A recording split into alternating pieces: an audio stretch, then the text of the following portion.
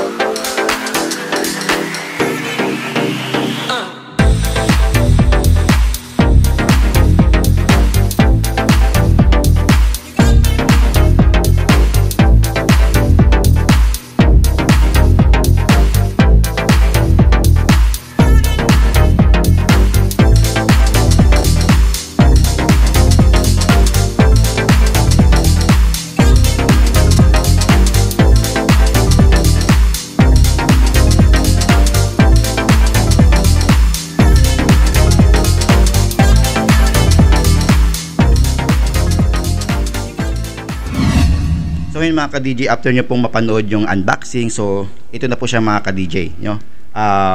One Audio DJ Headphones Fusion A71. Okay, so ngayon mga ka-DJ, ito po yung ating topic ngayong araw, at para malaman natin mga ka-DJ kung garantisado ba siyang gamitin during po na nagdi-DJ tayo, lalong-lalo na po mga ka-DJ dun sa ating mga kapwa DJ dyan na wala talagang budget, no, sa pagbili ng mga mamahaling headphone. Kasi sa totoo lang kasi mga ka-DJ, no, ang gusto ko talagang headphone ay Audio Technica.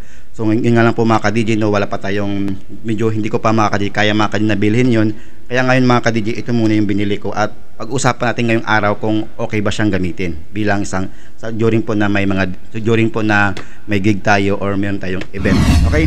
So syempre mga ka-DJ, itong One Audio DJ Headphone Fusion A71 ay nabili ko lang po siya mga ka-DJ sa halagang 1,000 plus kay Lazada. So ngayon mga ka-DJ, sa description button mga ka-DJ, no, ilalagay ko po dyan mga ka-DJ yung link kung saan po ako bumili kay Lazada.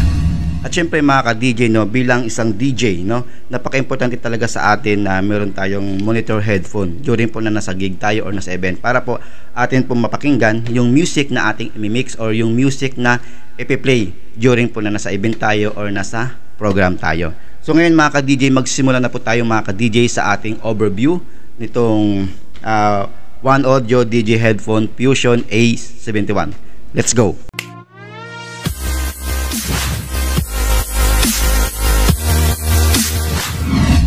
So ngayon mga ka-DJ, ito na po mga ka-DJ yung laman po kanina nung nag-unboxing po tayo, no? So si headphone mga ka-DJ, nakalagay po siya sa isang leather, no? So yan. Yan. Okay. So dito, itong headphone ito mga ka-DJ, maganda po siya mga ka-DJ, kasi kahit po na ilagay nyo sa inyong bag, pwede nyo siya ma-flex or ganito siya. Yan. Hindi po yung kagaya ng ibang mga headphone na talagang naka-steady lang po siya ganyan, naka-steady. Hindi po siya pwede na unlike itong Fusion A71 mga ka-DJ, kahit ilagay niyo po sa inyong bag, pwede niyo po siyang ganyan. Yan. Kumbaga mga ka-DJ, flexible po siya mga ka-DJ. Okay. Next naman po mga ka-DJ, no, regarding po sa kanyang audio output. Okay, so sa audio output niya mga ka-DJ, meron po siyang 6.35 mm at meron din po siyang 3.5 mm. Okay. So sa kanyang audio jack naman mga ka-DJ, siyempre po mga ka-DJ, meron din po siyang 6.35 mm and 3.5 mm. Yan. So, depende mga ka-DJ ha, sa inyong mga DJ controller. Kung ang inyong DJ controller, kasi may mga DJ controller kasi na all-in na siya. May 6.35mm na at may 3.5mm. Ngayon mga ka-DJ ko, for example naman po mga ka-DJ na 6.35mm lang po yung audio output or input ng yung DJ controller. Ang gawin nyo mga ka-DJ, from DJ controller, wait lang, from headphone, okay, ang inyo pong isasalpak ay 3.5mm, okay, yan. Then yung dulo ay 6.35mm papunta po sa inyong DJ controller. At for example naman po mga ka-DJ na ang inyong DJ controller po ay naka 3.5mm lang po yung kanyang audio output or input papunta po sa headphone. Ang inyo naman gagawin mga ka-DJ, no? From headphone, 6.35mm yung inyong isasalpak. Yan. Then yung dulo mga ka-DJ, dun po sa inyong DJ controller. At for example naman po mga ka-DJ niya, ang inyong DJ controller ay mayroon pong 3.5mm or 6.35mm. Kayo na pong bahala mga ka-DJ kung anong gusto nyo, kung anong decision nyo sa buhay. Matanda na kayo. Okay, next mga ka-DJ, no? Meron din po siyang kasamang, ito naman po mga ka-DJ ay, for example po mga ka-DJ na meron po kayong katawagan. Ito po mga ka-DJ pang kanto siya mga ka-DJ pang cellphone. For example, may katawagan kayo, katawag nyo po yung inyong mga loved ones, no, sa buhay. Sana all. Okay? So ngayon mga ka-DJ, ito po yung inyong gagamitin. Okay? Ito po yung from headphone, salpak nyo dito, yung 3.5. Okay? Wait lang, kasi meron siyang kanina. Yan, tapos yung dulo sa cellphone, tapos meron din po siyang kasamang microphone. Yan. Okay, sa mga nakikita ko si mga ka-DJ sa YouTube, no, sa mga nag-content din po kayo tungkol kay Fusion A71. So ginagamit din pwede siyang mga ka-DJ gamitin mga ka-DJ kapag nagre-recording kayo ng mga music para meron kayong mga pang monitor mga ka-DJ, no? Okay, next. Dito na po mga ka-DJ sa kanyang headband. So sa kanyang headband mga ka-DJ sa taas, nakalagay po dyan is one audio. So malambot siya mga ka-DJ. At yung headband naman po mga ka-DJ sa bandang baba, so malambot siya mga ka-DJ. Kumbaga mga ka-DJ ay maganda siya mga ka-DJ sa inyong mga olo. Kasi mga ka-DJ ako kasi mga ka-DJ pag naglalagay kasi ako ng headphone, ganito siya mga ka-DJ yung paglagay ko ng headphone. Ganyan. So yung isa sa tenga, yung isa nakalabaw lang. Kasi bilang isang DJ dapat tawag dito mga ka-DJ, no? Bilang isang DJ kasi dapat wag mong isakop lahat, no? Yung earphone sa iyong tenga. Okay? Wag mong sakop. Basta po pag DJ ka, yung kabilang tenga po ang ipapasok mo lang para po inyo pa rin pong mapakinggan yung tumutunog sa speaker. Kasi once po kasi mga ka-DJ na lahat po yan ay nilagay nyo sa inyong tinga, parang hindi nyo na mga ka-DJ marinig masyado yung tumutunog sa inyong speaker. Lalo na po mga ka-DJ kung noise cancellation yung inyong gamit na headphone. Okay? So, next naman po mga ka-DJ, except na lang po mga ka-DJ na pag halimbawa po na during sa event kayo at mayroong mga organizer na bago mag-start yung music is kanila munang papakinggan yung music na i-play nila. Yun talaga mga ka-DJ, talagang buo dapat sa inyong tenga para mas inyong mapakinggan talaga yung music. Okay, next naman po mga ka-DJ is sa kanyang, wait lang ha, sa kanyang slider. Sa kanyang slider mga ka-DJ, no, yan po mga ka-DJ, yan. Sagad na po yan mga ka-DJ. Ang problema dito mga ka-DJ kapag yung mga malalaki ang ulo, no, kasi po mga ka-DJ, sagad na siya mga ka-DJ, ganyan talaga sa mga ka-DJ. Sagad na siya. Hindi na siya pwedeng pahabaan pa. So, ngayon, ang problema dito mga ka-DJ, dun po sa mga malalaki yung ulo. Okay? Kasi po mga ka-DJ, baka po hindi po mag-swak sa inyo. Okay? Sa akin naman kasi mga ka-DJ, kahit ganit, sa akin kasi mga ka-DJ, no, pag nakan siya, yan. Okay? Ito. Ganyan na siya mga ka-DJ. Yan. Sagad na po yan mga ka-DJ yung kanyang slider. Sagad na po yan. So, ganyan ako mga ka-DJ pa ako magdi-DJ. Yung kabilang tenga, yung kabilang earbuds nasa tenga, tapos yung isa naka-open para marinig mo pa rin mga ka-DJ yung tunog. Or habang po mga ka-DJ nagbibit matching ka, inyo pa rin po mga ka-DJ mapapakinggan yung beating sa speaker at sa headphone para maganda po yung inyong pagano. Pero syempre mga ka-DJ, kayo na po mga ka-DJ bahala, no? Syempre kung ano po yung diskarte nyo bilang isang DJ, kasi may nakita man po ako mga ka-DJ na nagdi-DJ na talagang okop talaga yan, ganyan. Ano? Depende lang mga ka-DJ kung ganyan po, kapag talagang meron po kayong may pinapakinggan na mga na music na inyong imimix. For example, kasi sobrang lakas talaga ng speaker, no? Tapos hindi nyo mga ka-DJ masyado marinig yung sa headphone nyo. So kailangan nyo talagang lahat talaga is lahat talaga ng yung earbuds po, inyo talagang i-cover lahat yung inyong tenga para po mapakinggan nyo po yung music na inyo pong i-play. Yan, o inyong i-remix. Ganyan po. So, ano lang po mga ka-DJ, no? So, yun na po nga po mga ka-DJ sa kanyang slider, no? So, medyo hanggang sagad na siya mga ka-DJ. Okay. Ngayon naman po mga ka-DJ, no? Proceed tayo sa kanyang yun. Dito mga ka-DJ sa kanyang earbuds na po tayo mga ka-DJ, no? Sa earbuds siya mga ka-DJ, no? Huwag kayong mag-alala mga ka-DJ. Kapag masira po yung earbuds nyo ito, may naman po mga ka-DJ may nabibili kay Lazada na earbuds. Tanggalin nyo lang po ito. Kasi po mga ka-DJ, may times kasi mga ka-DJ, no? Lalo na po dun sa isa kong headphone na Tilex S4000 na akin din po i-content dito sa YouTube channel ko. Ito mga ka-DJ, bumabakbak kasi manipis lang siya. Opo, manipis lang siya kasi tapos once po mga ka-DJ na kasi sa katagalan siguro mga ka-DJ talagang babakbak siya.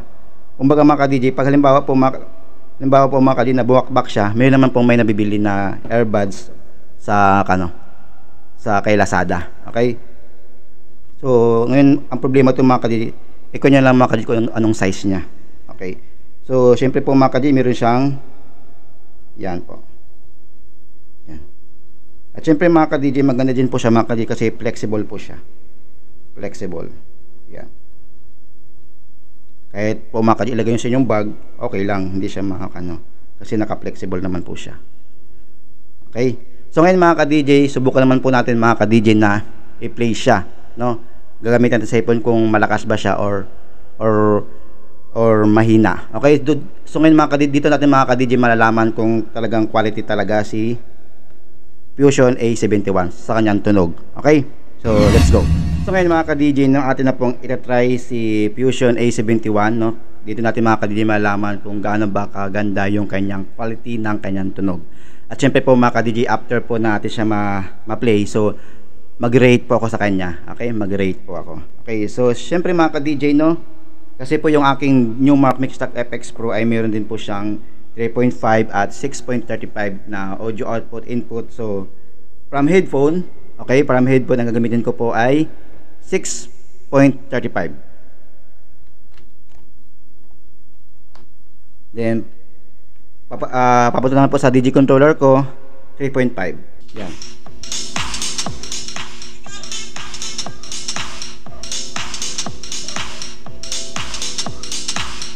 Okay. So ngayon naman po mga ka-DJ, no, atin po siyang ipapasok sa ating tenga. So ang ating first rate mga ka-DJ ay noise cancellation. Okay? Yung ating first natin i-rate. Up to 10 po ha, up to 10. Okay? Noise cancellation.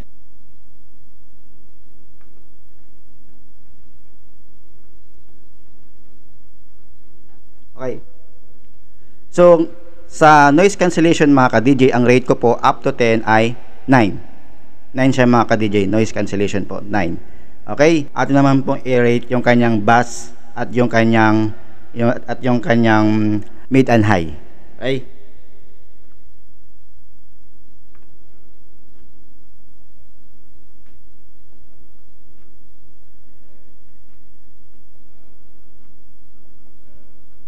Okay mga ka-DJ, no, yung kanyang mid and high mga ka-DJ up to 10, i-rate ko po siya ng 8. Okay? So yung bass naman po mga ka-DJ, no, up to 10, i-rate ko po siya ng 8.95. Yan. So ngayon mga ka-DJ, no, overall mga ka-DJ, si One Audio Fusion A71 para po sa akin mga ka-DJ, the best siya. okay na okay siya mga ka-DJ gamitin during po na sa may gig, sa gig tayo or sa event. At syempre mga ka-DJ masabi ko mga ka-DJ na napakasulit siya mga ka-DJ sa presyo. Okay, 1,000 plus lang to mga ka-DJ yung kanyang presyo at talagang makatulong to mga ka-DJ doon sa ating mga kapwa DJ dyan na wala talagang budget sa pagbili ng mga mamahaling mga headphone. Kasi ako mga ka-DJ, sa ngayon mga ka-DJ, si One Audio Fusion A71 po yung gagamitin ko muna na headphone during nasa gig po ako. Okay, kasi po mga ka-DJ, wala talaga ako mga ka-DJ budget, no? Doon po sa mga presyo ni Audio Technica, no? Kasi yun talaga mga ka-DJ yung gusto kong bilhin, yung Audio Technica. Kaso mga ka-DJ medyo talagang hindi talaga siya hindi pa mga ka-DJ kaya ng budget ko. Okay, sa ngayon mga ka-DJ, si One Audio Fusion 71 muna yung yung palagi kong kasama during po na may gig ako. At syempre mga ka-DJ, the best siya mga ka-DJ. Okay na for me mga ka-DJ okay siya mga ka-DJ na gamitin during sa event. Okay na okay siya. So ngayon mga ka-DJ, hanggang dito na lang po mga ka-DJ nagtatapos ang topic natin ngayong araw. At syempre po mga ka-DJ, once po mga ka-DJ na nagustuhan nyo po si One Audio Headphone Fusion A71, ilalagay ko lang po mga ka-DJ sa description button yung link kung saan po ako bumili kay Lazada. Okay? At syempre mga ka-DJ, maraming salamat po sa inyong panonood sa ating panibagong upload ngayon na video. At wag nyo sanang kalimutan mga ka-DJ na i-like at i-subscribe po ang aking channel. Maraming salamat po mga ka-DJ. Ingat po kayo palagi and God bless you always.